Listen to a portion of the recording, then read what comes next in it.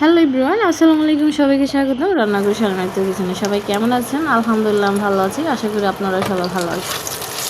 কী কী recipe তৈরি করলাম অবশ্যই আপনাদের কাছে দেখলে ভালো লাগবে।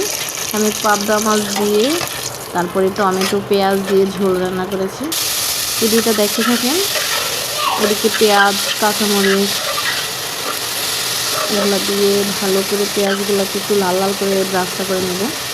যখন আমার এটা কমপ্লিট হয়ে যাবে তখন আমি এগুলোর সাথে হলুদ লবণ মরিচ এগুলো অ্যাড করব।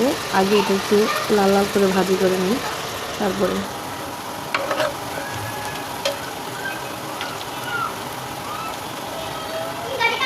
একটু ভাজি হয়েছে, আমি এদিকে দিয়ে দিচ্ছি হলুদ, দিয়ে দিচ্ছি লবণ,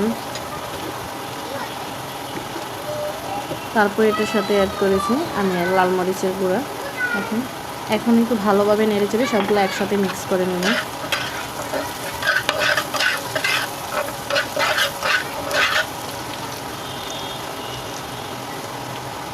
সাথে অ্যাড করেছি সামান্য রসুন বাটাটা দিলে একটু ভালো ফ্লেভার আসে।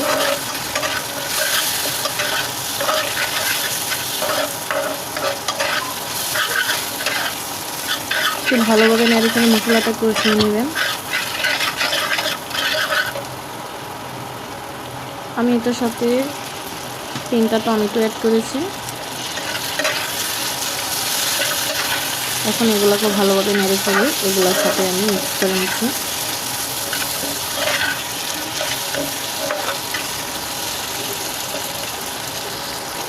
যখন একটা মাখা মাখা ঝোল হয়ে গেছে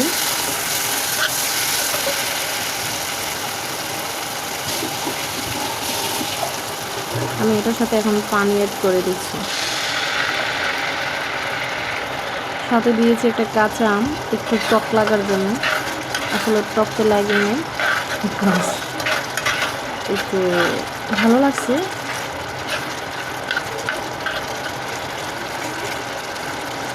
যখন এগুলো আমার একটু ঝোল ঝোল হয়ে যাবে তখন আমি সাথে অ্যাড করে দেব পাবদা মাছগুলা। আমি না একটু মাখা মাখা করে নিই, কারণ ঝোলটা একটু ভালো লাগে, বাচ্চারা একটু ঝোলটা খেতে পছন্দ করে। তাই আমার সম্পূর্ণ তরকারিটা হয়ে গেছে। এখন আমি এগুলোর সাথে ধনিয়া পাতা অ্যাড করে দিচ্ছি। ধনিয়া পাতা অ্যাড করে দিয়ে আমি একটা ঢাকনা দিয়ে ডেকে রেখে পরে আমি একটু ঝোলটা আর একটু মাখা মাখা করে নেব। এই তো দেখেন হয়ে গেছে। ভিডিওটা ভালো লাগলে লাইক কমেন্ট শেয়ার করবেন।